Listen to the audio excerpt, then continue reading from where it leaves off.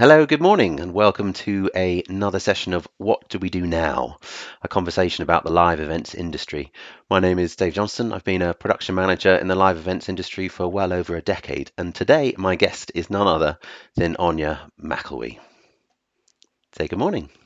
Good morning, Dave. Good morning to everybody watching. How are you? I'm very good for a Monday where the sun has gone in. Saturday in London was glorious, and today we're back to coats and scarves. Fantastic. Well, let me jump straight into it. Just tell us a little bit about yourself. How did you kind of get your start in the live events industry, and sort of what was your, in a nutshell, what was your kind of origin story there? So I moved over to London from Ireland in 1985, and I worked as an optician's assistant, which was actually very glamorous in a great place in Hampstead, and met lots of really interesting people. Through there, I met a lighting guy and some sound people, set designers, all through just coming in to get their glasses, and actually got an introduction to some really interesting people who said, "Oh, maybe you should come and work in this mad industry we work in. We know somewhere who are looking for a secretary." And I said, "I can't type." And they said, "Well, go see them anyway." And 22 years later, I was still at the same company, and that was part of the Fitch Group. So it was absolutely fantastic, a great time to start in the industry, and it just so many amazing jobs. Fantastic. And so on those amazing jobs, like if you were to try and think back through, which would you say was your favorite job and why?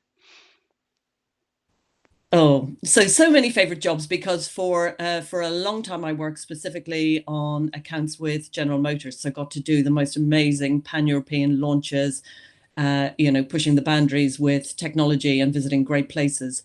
But I think if I was to add up the joy of being a Londoner, 2012 was a great year just all round because I worked on the Thames pageant, the river pageant, and also I played a very small part on the Olympics. But it was just it's sort of a rosy glow around that year. I'd go back there in a heartbeat. It was fantastic. Certainly was an absolutely amazing time. Um, so things have changed now very, very significantly in a very, very serious kind of way. Sort of how's your diary looking currently, and what sort of the impact of the recent situation had on you personally? Yeah, the diary is mostly available for cleaning, cooking, and reading and catching up on anything I haven't done, filing all that paperwork that's been sitting behind me for months and years. My diary is absolutely empty, like I'm sure many other people's are. Yep. And it's not something in all my working life, and I have been working since I was 18. I've never been without work, and at the moment, not being actually able to see where the next paying work is coming from. So, it's an adjustment. It's a very, very strange feeling indeed, isn't it? When did it kind of hit you that things were about to change? Well, obviously, when we started to see NWC, disappear, followed by Geneva Motor Show, followed by rules around, gatherings of certain numbers.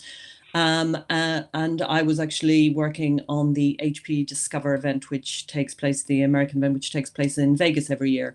And while, of course, we could see what was happening throughout the world and, keeping an eye on it and also continuing to plan with our event, I think it seemed, to me to get interesting when obviously Vegas closed. And that made it very challenging for us to just be able to continue to work and also to, face up to the moment we probably won't be going to Vegas this year. And if we're not going to Vegas, then that's a lot of other people not going elsewhere. Plus watching Facebook, Google, etc., all just starting to cancel their events and cancel their physical events. We should be honest about that. So many people have done so much brilliant work getting all of their events virtual. Yeah, yeah, yeah, absolutely. And I'm kind of quite lucky to be involved in some of that side of things as well. So I think an awful lot of us are looking at pivoting, looking at refocusing our ta time and our attention. Like what advice would you give to people? Like what are you thinking of doing personally? Like how long do you think before you see things kind of coming back, and what do you think you'll do in the meantime? Yeah, that's very interesting. So, firstly, how long, when do I see things coming back? Well, realistically, I don't expect to do any work in this industry for 12 months. I don't expect to be offered any work. I expect that there's more than enough people in agencies who are furloughed who will need to be looked after first. So as a freelancer, we all know that full-time staff, rightly so, get priority. Um, in um, in terms of what am I going to do next, it's been a month since I finished work. So my project, for me, the part I was working on, finished mid-April. We're now coming up into mid-May. So it's been 4 weeks of, oh, what am I going to do? Oh, anxiety. Oh, actually, this is the future for the moment. So I'm beginning to look at ways of using those awful words, transferable skills and pivoting, and starting to prime my CV to be more project management related and more organizational, and take, not to be specifically around events. That's really hard because this is all I've done since 1986, and it's quite terrifying. And it's also, I'm of a certain age. This is what I've done. It's interesting to have to start again. Maybe not forever, but certainly to take a long, hard look at what skills I have and start to redo my CV, maybe look at getting a website together. And, even things like LinkedIn, been on LinkedIn for ages, probably never really gave it any time. I now get notifications where jobs come in going project manager jobs, or, this kind of job, and it's like, I have to start looking wider now, I It's a think. very, very sobering thought, isn't it? Something which a lot of Yeah. us have worked in and have loved for years and years and years now. And end of the year, 12 months, that's a long time. Like, I don't know about you, but savings don't last that long, I don't think. Like, I think, what you're saying is exactly right. We have to do something else in the short term. Really, it'll be really interesting to start kind of listening to and seeing what ideas different people have. But what about afterwards? Let's try and sort of think a little bit more positively. Like, what do you think? How do you think things could be different? Maybe in that kind of, once we get into 2021, and once there are certain things have started happening, and we've found these kind of safe ways of doing these things, and once travel starts to come back, like, um, what do you see as being different, kind of in the way that you put projects together? Yeah, I think what will happen is, obviously, in all of this as well, let's be honest, we know we potentially face a recession. So this always means that clients are careful with their money. So any budgets that they do have will absolutely have to be, managed, and, the best value got out of them. I think events will continue to be a hybrid for quite a long time. So maybe, let's say, potentially there is an event for client in Germany, then, assuming that all of everybody, adheres to the rules and they're allowed to travel, then the rest of the world, whoever they are, the rest of their attendees, join virtually. And I think it's, fantastic opportunity for anybody with virtual experience, of which I have to say I have none, to start really, thinking cleverly, thinking about communication, and thinking about how to involve the person, sitting like we are now chatting to each other, plus, the people who are actually in the room, and making sure that there's a total link between that. Is there anything that you've seen kind of done in the past? Presumably, a lot of the projects you've worked on over the years have had some kind of virtual element to them. Is there any top tips? I mean, you kind of said you don't really have much experience of it, but I think a lot of people might be surprised. They probably come across it in a lot of different ways. It just Yeah. hasn't maybe yet been at the forefront of what they've been doing. But No. on those big IT shows, has there been anything that you've seen has worked quite well, or anything that you've just thought, no, that's terrible, don't do that? I think what's always, which would say to a virtual client or a physical client, it's, rehearse, be prepared, treat everybody the same. It doesn't matter that you can't physically see them in the room beside you; they're as important. And also, I think, continue to engage with, good moderators and actors and all of those people that we've always used to bring life and energy into events. This is not the moment, just because we can now all be in front of the camera. We're not all, my nemesis Fiona Bruce. It isn't a skill we all have. And so therefore, remember that those moderators are there for a reason, and they know how to pull people in and interact with them. And I presume afterwards, like all events as well, is follow up with people. You weren't just switch off your camera and go for it, carry on. Brilliant. Are there any things afterwards that you think will be better? I suppose some of the thoughts I've had, around kind of sustainability and saving the world in a way because we're not traveling so much. Is there anything kind of positive that you see that might come out of this in the way that we put these kinds of things, experiences together?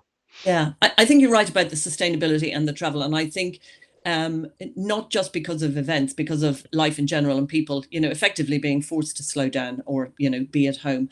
I think everyone will think twice about, do I need to go there? And I think that, that is an option. While it's hard for us in live events, we may find a situation where it isn't a three-line whip that people attend events. You will be given the choice. You can join up. I think there will come a point where obviously there will be paying for these events and paying for the content, etc. And I know it's probably already happening. I don't know enough about it, but I think it's being much less hard faced about, this is what you do and this is what you have to do. I think there's a kinder, softer way coming with that. And people just being a little bit more open to alternative ways of working, I suppose. Like, I guess everyone's been kind of exploring new ways of working, and I Yeah. guess that can be applied to our live events as well. There's kind of some core themes there that will always work in a similar sort of way, but maybe the exact nature of the hows and exactly sort of the hows and the whens might be the sort of thing that could change. Yes, it's really interesting. I've probably worked at home, I mean, full time since about 2014. It's the only life I know at the moment. And so it seems it's no different to me, but it was really interesting when people were sent home to work from home, when you people were struggling and you think, oh, I'd totally forgotten what that was like. I'm used to doing 8 hours a day in front of a screen. But again, it's part of that learning. People, it's not everybody's comfort zone or their forte, and it's recognizing that people do need to get together, and people actually do like sitting in offices. Not all the time, but they do want to be together. And I think particularly doing things like creative work, there's nothing like sitting around a table, with a load of, tear sheets and, all the old fashioned stuff, pens and pencils, and, looking stuff up, pulling stuff together. I don't think that will ever change. I think it will just be it won't be taken for granted anymore, which I think is really important. Yeah, absolutely. Is there anything just kind of looking back a little bit, if you remember back to either after 9/11 or after the financial crisis, other terrible situations which affected our industry so significantly? Was there anything that we can kind of take away or anything that you remember from going through those times? How were you affected, and is there anything that we can learn from any of those situations? I think I was lucky at the time that I was working with agencies and clients on quite long-term projects that were able to actually, to sustain. And I was lucky I wasn't out of work at that time. I think, like everything, it is remembering that we are one of the first industries to go, no matter what. We can see it at the moment, but also in terms of budgets, it will be the nimble, quick people who can get the best out of clients every single pound, euro, or dollar. They, I think, are the people who'll do well. And also, I think, look laterally. Don't always be thinking, well, we always did it like that. I think it's a great opportunity to pull people in from left field that we might not have thought of before, because none of us have done this before. Yes, we've done virtual, but we haven't done it in this scenario before. No, I think that's so true, and I think it's really interesting that it's kind of the great challenge in a way that you're putting to people is kind of to reimagine and to reinvent their ways of putting these things together along with their ways of working. I Yeah. think everyone has to pivot, like you say, at the moment. But yeah, if there was kind of one piece of work advice, just kind of as we wrap up, if there was one piece of work advice that you were given, or if there's something that that you kind of live by or work by, or if you have like a particular message for the live events industry, like what would you say? I think the thing that I'm doing at the moment is encouraging myself, and I actually do try and do something every day. And I think we're very lucky. We have a huge community of people who, and you and I, Dave, know because we're part of it, who have pulled together to share the skills. You've been doing CAD training. People have been teaching us about presentation skills, everything that we can arm ourselves to be in the outside world. There's so much online, and I know we laugh about just Google it, but this is the time to actually learn how to do Google Slides or Google Docs, or how to do pivot tables, because we all say we'll do those things when a client asks, can you do them, or an agency asks, and you go yes, yes, yes, and you make it up and you crack on and you get the job done. But actually we have time now to do learning, and make that time work. Brilliant. That's really, really good advice there. So, um, we'd love to hear from different people across the industry. We'd love to hear what you're up to, how this is affecting you, and what plans you have to either reinvent what you do, or any kind of thoughts or insights you might have on how to move forward. The what do we do now is such a big question. We'd love to hear from everyone. So please do get in touch in the comments or with me directly if you would like to join one of these live discussions.